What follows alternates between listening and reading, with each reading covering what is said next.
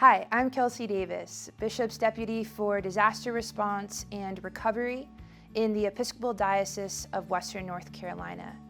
I'm so excited to get to show you this video today on preparing for and making a Go Stay box.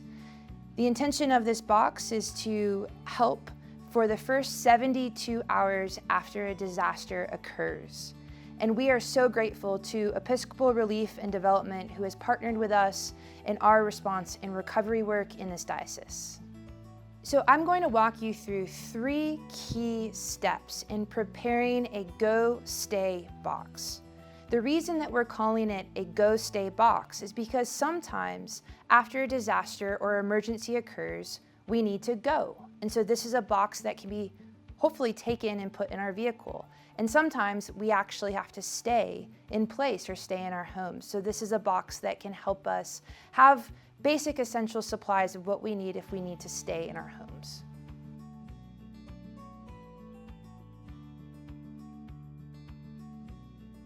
Step 1 is thinking through people.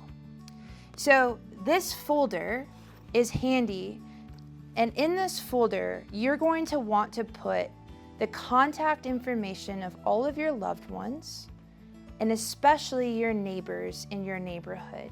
Knowing your people and knowing your neighbors and having their contact information, phone, name, address, perhaps even email address is super helpful. Also, what can go into this folder are key copies of paperwork that you will want to keep with you. So things like copies of your driver's license, passport, marriage certificates, anything you consider important to you and your household. I especially like this folder because it's waterproof and also has a zipper to give it some extra security and file folders to help stay organized. The second thing you're going to want to think through is communication with your neighbors and with your loved ones should our cell phones not work. So this walkie-talkie is great. It has a 2-mile radius. So should you and your loved ones need to split up for any reason, you would be able to communicate across a 2-mile radius. Other things that are good to keep in mind: handheld radios, crank radios, so that you can get updates from emergency management services as things unfold. Having an air horn to be located in case you are trapped, either in your home or outdoors, will help first responders be able to find you quickly. Some duct tape, and I chose the bright duct tape so that it indicates that something important is happening.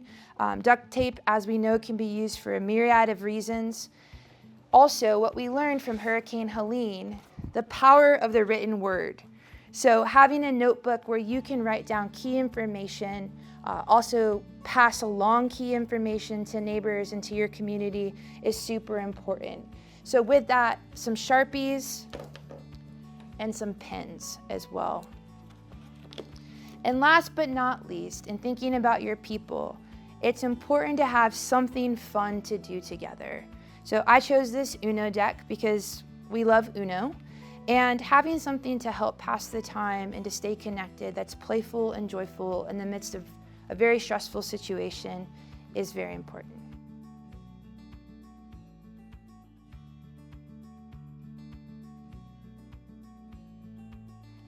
So step 2 in creating our Go Stay box, thinking through personal household needs. And this also includes, if you have pets in the home, thinking through their needs as well. So starting off with food. Food is so deeply cultural and personal to each and every one of us in our households. So I recommend that you think through what foods culturally for you and your household are non-perishable, that would feel good and make sense should you have to rely on them in a disaster situation. So I chose some foods for my household that make sense for us. So things like canned chili that's non-perishable, protein items like chunky tuna and canned chicken, some soups, black beans, and certainly peanut butter. I also included oatmeal, as that's easy and fast to make, and I specifically chose a protein oatmeal to make sure that I'm getting enough protein and we're getting enough protein in the days to come. Tortillas and bread do not live in your Go Stay box, but they can live in your freezer and stay good for several months at a time. So having some extra tortillas and some extra bread that's stored in a freezer that you can grab and thaw out in the case of emergency is key. Last but certainly not least, I have kiddos in my household, so making sure that there are some non-perishable foods for every age of your household that would create some sense of normalcy and fun for your kiddos. So mine love mac and cheese, so that's why I chose this. Cooking. So if you have a gas grill or propane grill, that is awesome. You might also want to think about having some sort of backup stove system. So this one here is just a very simple, basic camp stove that runs off of propane. And so you might want to think about, do you need a single burner, a double burner? What works for you in your household? And keeping one handy with some extra propane on deck. So I've also included some utensil items here. So this is a plastic set that's traditionally used for camping. And the thing that I love about this set is that it's easy to wash, and you can actually use this bag to hang dry it outdoors if you need to. I also included, again, because I have littles in my household, thinking through a dish that they might be able to use easily and securely. So I included this small bowl that can suction with a lid in case we need to travel anywhere with our kids' food. They can have easy access in a container that's contained.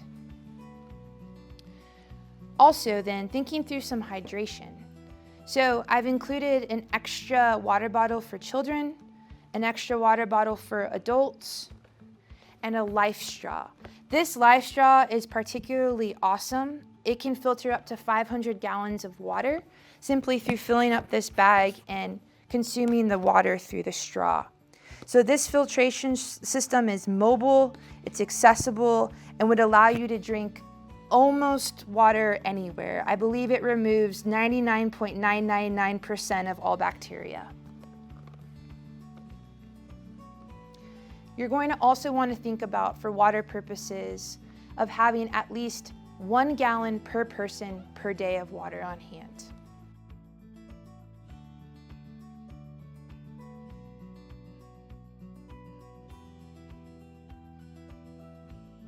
Okay, step 3. So now we're thinking through some personal hygiene and safety items. So we'll want to think through, if you need them, some tampons or pads for menstruation. Certainly some extra rolls of toilet paper, and I would recommend keeping the toilet paper in a sealed Ziploc bag so it doesn't get moist and wet in your box. Having some extra vitamins on hand, like Emergen-C or electrolytes as well. These flushable wipes are fantastic because they're able to be flushed and can be used by the whole family. Having extra masks on hand is very, very important, especially if there are any airborne hazards that occur. Any scripts or actual medications that you are able to pack away is super important. Those scripts can go into your folder that we talked about in the beginning, but any medications that you or your family or household might need. Thinking through also, if any of your medications need to be refrigerated, how might you be able to keep your medications cool for at least 3 days?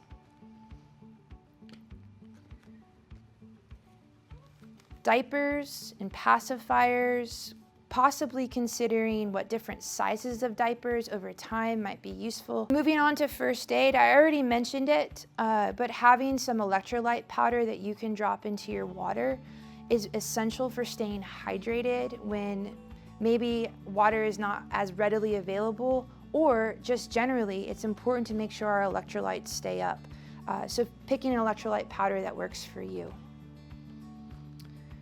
Sunscreen and bug spray, of course. Determining what kind of first aid kit do you feel comfortable and safe having. This one is a Wanderer Wilderness first aid kit that I chose, but there might be one out there that is more suitable for you and for your household. Certainly having some extra batteries on hand that actually fit what you need the batteries for. So making sure that if you have flashlights, that you have the right batteries for those flashlights. A safety whistle will help first responders find you in case you need to be found, and some extra paracord is always important as it has many uses. I highly recommend a multi-tool that you can use that has pliers and knives and a hammer, as well as a heavy-duty tarp. And last but not least, thinking through some emergency ponchos and really thinking through what do I need to stay warm and what do I need to stay cool. We have some hand sanitizer, chapstick, and as always, a fire source. So that might be a lighter like this, that might be waterproof matches, but thinking through what is your fire source and fire starter in case you need to create a fire or for cooking purposes. So the final thing that I want to mention is thinking through a power source. A power source might come in the form of a gas generator or a solar generator, but really spending time to think through what do you and your household need in terms of powering your essential needs, and making sure that the wattage of the generators, whether they're solar or gas, meet those needs. I hope that this video is useful to you and your households. You can find out more information by visiting our diocesan website at diocesewnc.org and navigating to our disaster response and recovery page. Thank you for tuning in, and just remember that preparation is love.